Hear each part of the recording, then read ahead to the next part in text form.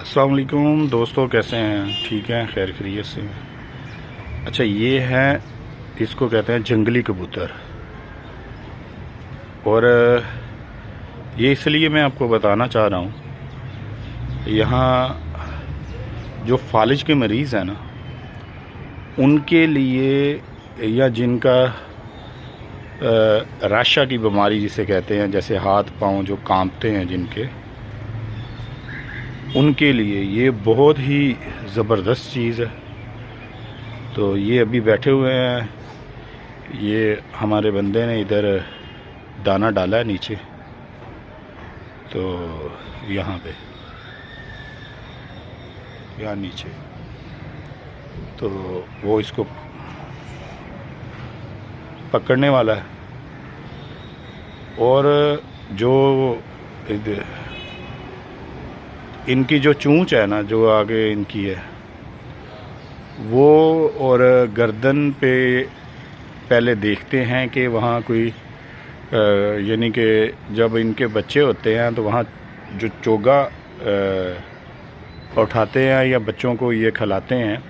وہاں ان کے نشان ہوتے ہیں، ان کی چونچ کے اوپر اور ان کی گردن پہ، منہ پہ، تو ان کو چھوڑ دیتے ہیں یہ نا۔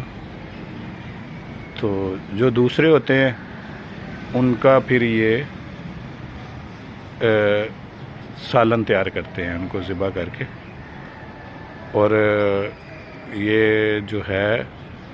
فالج والے مریضوں کے لیے ان کا جو یخنی ہے وہ بہت ہی بیسٹ ہے، اور اللہ تعالیٰ کی بنائی ہوئی چیزیں ہیں، جیسا کہ اللہ تعالیٰ سورۃ الرحمن میں فرما رہا ہے کہ فَبِأَيِّ آلَاءِ رَبِّكُمَا تُكَذِّبَانِ، تو تم اپنے پروردگار کی کون کون سی نعمت کو جٹلاؤ گے۔ تو یہ اللہ تعالیٰ کی بہت زبردست نعمتیں ہیں جو انسان کے لیے بنی ہیں، اور کوئی بھی چیز جو ہے رائگاں نہیں جاتی، کوئی بھی۔ یہ جنگلی اس لیے، دوسرا بھی بیٹھے ہوئے ہیں اس میں، جنگلی اس لیے کہ جو مطلب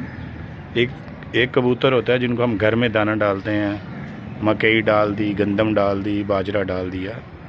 یہ وہ نہیں ہے۔ یہ وہ ہے جو کہیں سے کچھ انہوں نے کھایا، کہیں سے کچھ کھایا،